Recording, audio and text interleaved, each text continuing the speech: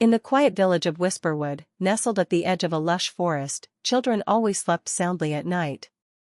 Some said it was because of the soothing breeze, but others believed in the legend of the gentle giant, who told soft, funny stories to children before bed. One evening, three curious friends, Lila, a clever girl with a love for puzzles, Tarek, an adventurous boy with endless energy, and Noor, a shy but imaginative storyteller, decided to find out if the legend was true. The trio tiptoed into the forest as the sun dipped below the horizon, casting a golden glow. "Do you think the giant is real?" Noor whispered, clutching her notebook filled with stories. "We'll find out soon," Tarek said, leading the way with his lantern. After a short walk, they reached a clearing where the ground was covered in soft moss, and the air smelled of wildflowers. Suddenly, the earth trembled slightly, and a deep, friendly voice boomed. "Well, well. Visitors at bedtime?" The children looked up to see a giant with kind eyes and a wide, welcoming smile. He wore a patchwork cloak made of leaves, and his enormous hands held a carved wooden stool. "I'm Eldon, the gentle giant," he said, settling onto the stool. "And who might you be?" "I'm Lila," she said, standing tall, despite her nerves. "Tarek," said the boy, grinning. Noor, the shy girl murmured, her notebook tucked under her arm. "Well, Lila, Tarek, and Noor," Eldon said with a chuckle, "you're just in time for my nightly storytelling. But tonight, I could use some help. Will you join me?" Eldon began his tale, weaving together a funny story about his day.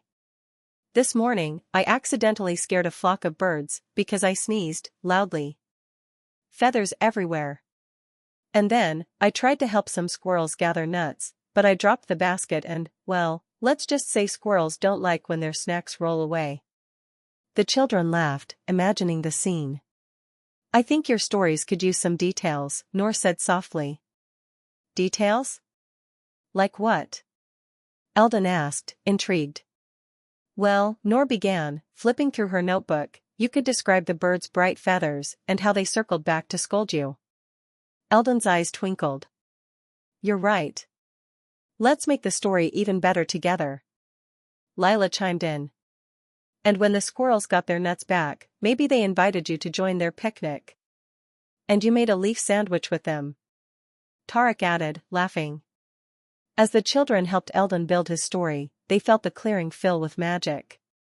Eldon's words painted the sky with soft, glowing images of their tale, birds flying in spirals, squirrels sharing tiny sandwiches, and a giant laughing under a tree. As the story ended, Eldon's voice softened. "Thank you, my friends. You've made tonight's tale unforgettable. But now, it's time for you to rest." The giant gently plucked a large leaf from his cloak, turning it into a soft, glowing blanket.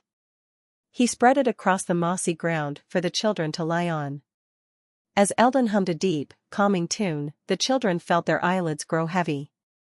"Will we see you again?" Lila asked, her voice a sleepy whisper. "Whenever you're ready for another story," Eldon said, his smile as warm as the sun.